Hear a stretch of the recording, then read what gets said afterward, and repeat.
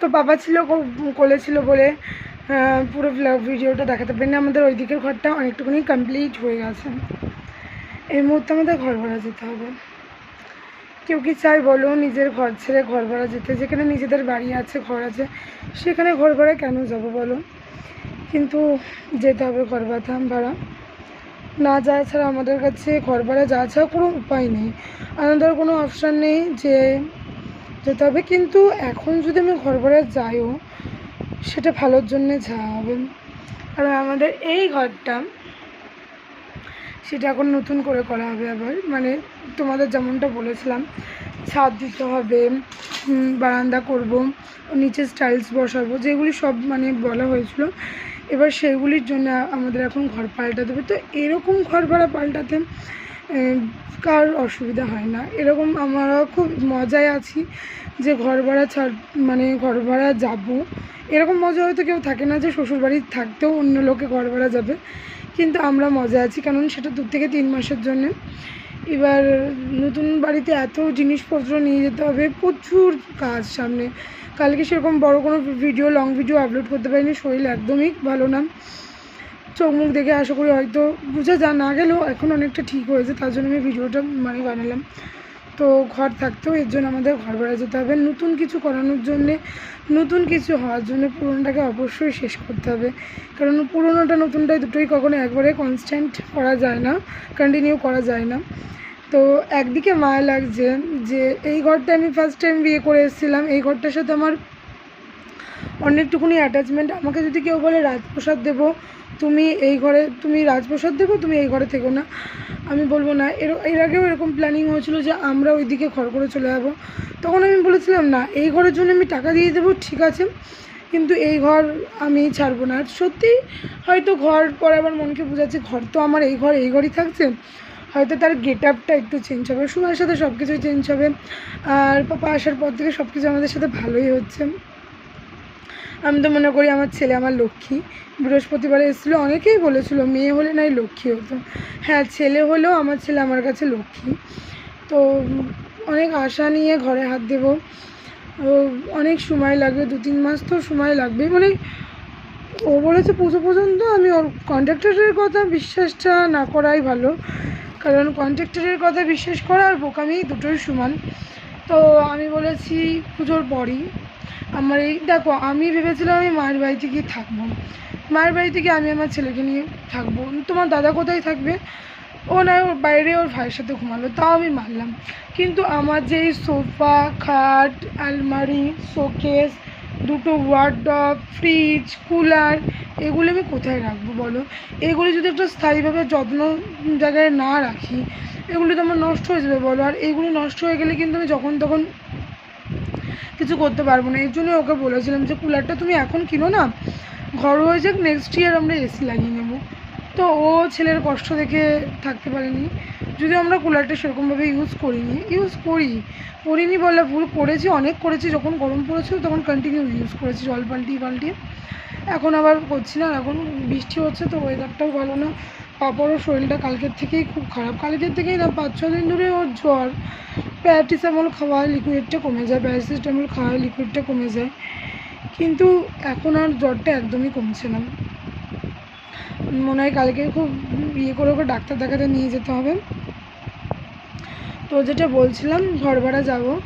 ঘর ভাড়া কেমন যাবো? আমরা সব আমাদের আশেপাশেই দেখছি, এক জায়গায় খোঁজও হয়ে গেছে, দেখি তারা এক জায়গায় দেখছি।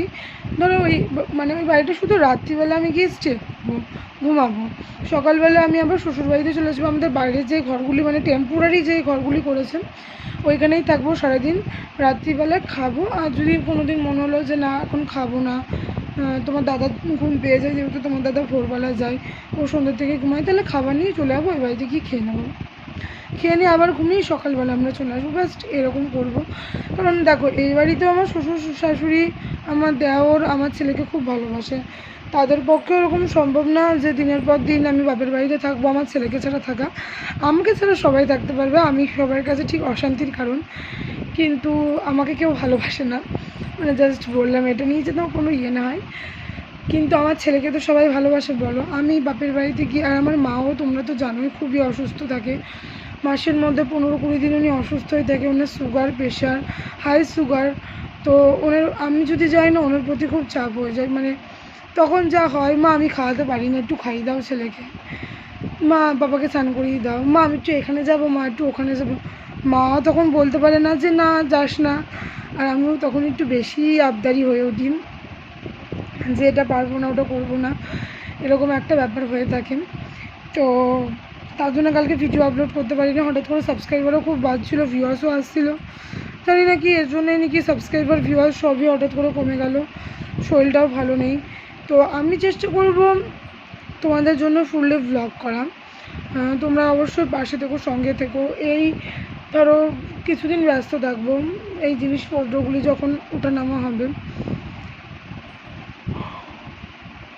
ঘুম থেকে উঠলাম না, তো তোমরাও একটু বুঝো, এত কষ্ট পরেও আমি কিন্তু ভিডিও করব, কিন্তু তারপরে যখন ভিউয়ার্স না আসে না, মানে খুব প্রবলেম আছে। বিশেষ করে এইখানটায় পিম্পলটা, এই জায়গাগুলো আমি হাত দিতে পারছি না, এত ব্যথা।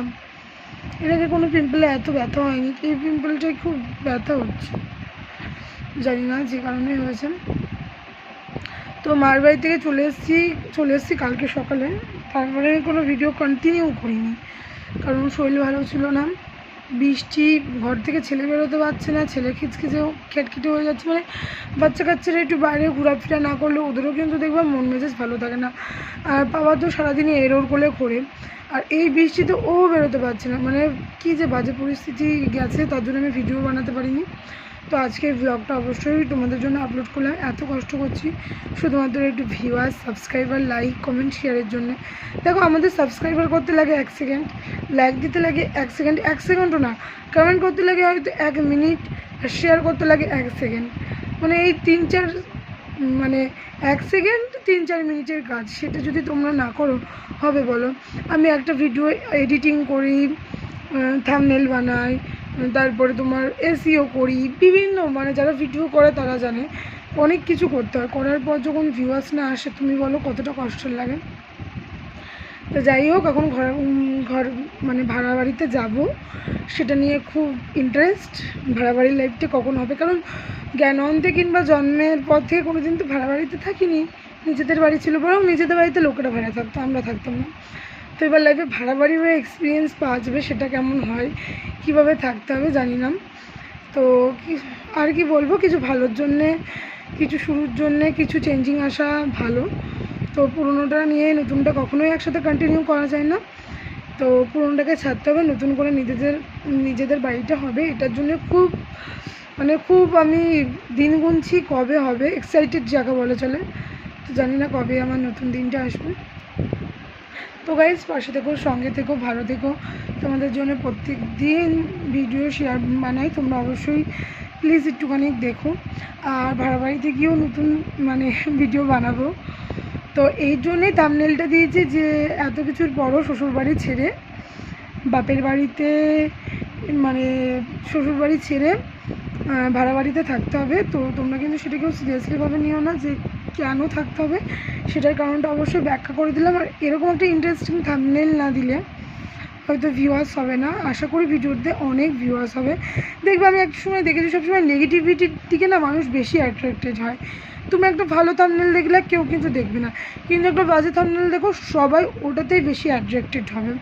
তার জন্য এরকমই একটা থাম্বনেল দেবো যাতে তোমরাও বেশি অ্যাট্রাক্টেড হও, তোমরা বলেই যে নেগেটিভ দিকে না, আমিও যখন ইউটিউবে ভিডিওতে দেখি একটা খারাপ জিনিস দেখলে বেশি অ্যাট্রাক্টেড হয়, ওটার দিকে ইন্টারেস্ট বাড়াই যে ওটা কিসের জন্য বানানো হয়েছে, কেন বানানো হচ্ছে। তো এর জন্য এরকম থাম্বনেল দেবো যে শেষ পর্যন্ত শ্বশুরবাড়িতে আর থাকা হলো না, ভাড়াতেই থাকতে হবে। তো বাই বাই, টেক কেয়ার, ভালো থেকো, সুস্থ থেকো।